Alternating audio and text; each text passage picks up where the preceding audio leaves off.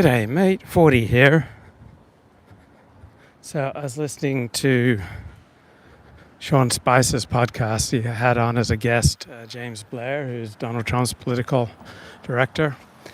And the very last question was about a social media post that James Blair made about 5 days ago, discussing rumors of Kamala Harris's drinking. And Sean Spicer asked an important follow-up question: do all you have are rumors, or do you have witnesses? Do you have witnesses to Kamala Harris having a drinking problem? And James Blair says, yes, we have witnesses to Kamala Harris having a drinking problem. Now, James Blair is obviously not a disinterested observer, but surely there is some reality and some substance to what he's saying. Surely the witnesses aren't just people who are observing her speak and making a guess that she has a drinking problem. But I deduce from his body language and the way he's speaking and the vibe of the Trump campaign that they are pretty sure that they have overwhelming evidence that Kamala Harris has a drinking problem. And again, I think this is what Mark Halperin was hinting at 3 weeks ago when he pointed out that Democrats are very nervous that Kamala Harris has never been properly vetted, because at the casual first impression level, she certainly appears in many of her public appearances to have either a drinking problem or a Xanax problem or both. And so now James Blair has come out publicly, the Trump political director, said, yeah, we have witnesses. So this is the under news right now, but it's been covered by the Daily Mail. It's on the blogs. It's growing on social media, and it's going to break out into the above ground news. And it hit Mark Halperin's show for the first time explicitly.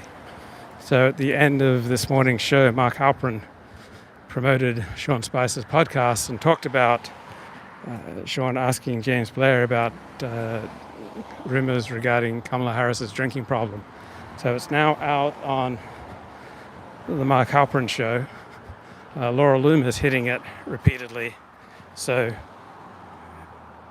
it's got to break through to the mainstream media. And I will expect that we should get a string of people coming forward with first-hand knowledge that Kamala Harris does indeed have a drinking problem. We know that she loves to drink, and there are plenty of people who love to drink and don't have a drinking problem, but a large percentage of them do have a drinking problem. And the other thing that I was thinking about is the left says economic inequality is a source of social instability and tension.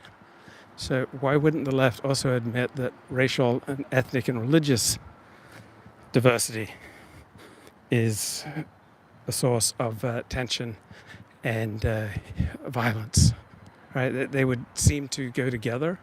And so the left could still support a multicultural, high immigration society, but you'd think they'd be more open and honest about there are some prices paid for this, that when you have more diversity, religiously, ethnically, and racially, you have increased tension between people, and therefore an increased likelihood of criminal violence.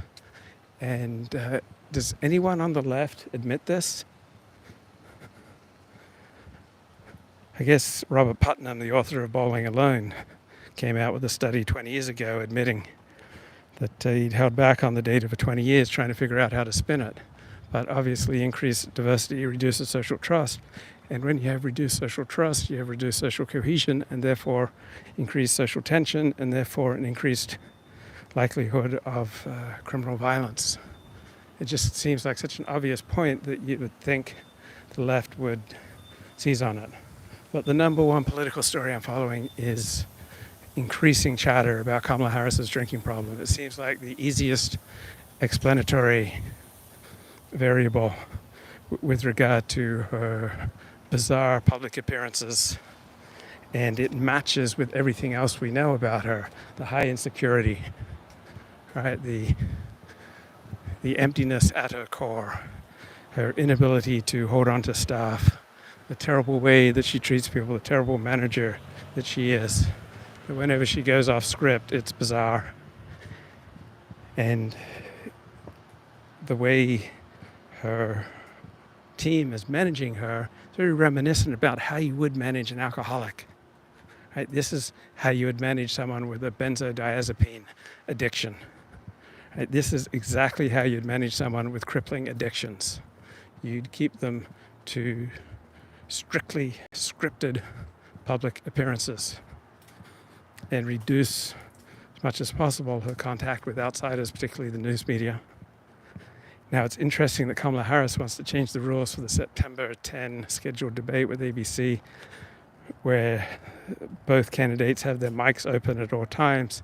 She's betting that Donald Trump can't control himself, that when his mic was muted while it was Joe Biden's turn to speak, that worked very much in favor of Donald Trump. So will Donald Trump find the self-discipline to shut up when it's his time to shut up? Because if he talks over Kamala Harris and repeatedly interrupts her and behaves like a bully, probably won't reflect well on him. On the other hand, if he plays by the rules, simply allows her to make a fool of herself, then that should be a winning strategy. But main thing to watch, increasing discussion on social media, spilling into the blogs and the mainstream news about Kamala Harris's drinking problem, because it does seem like the single best explanation for her bizarre public behavior, her word salad, her insecurity, her crazy laugh, and the joy is the joy of the wine mom, right? That's the type of joy that she's radiating. Doesn't seem like a sober joy. Coming from someone so insecure, it's hard to imagine that this joy is real, as opposed to something that is fueled by benzodiazepines and or alcohol. This story's not going away. It's just going to grow and grow and grow. And it definitely has the potential to sink her candidacy. Who would want to elect a pill-popping alcoholic to the presidency?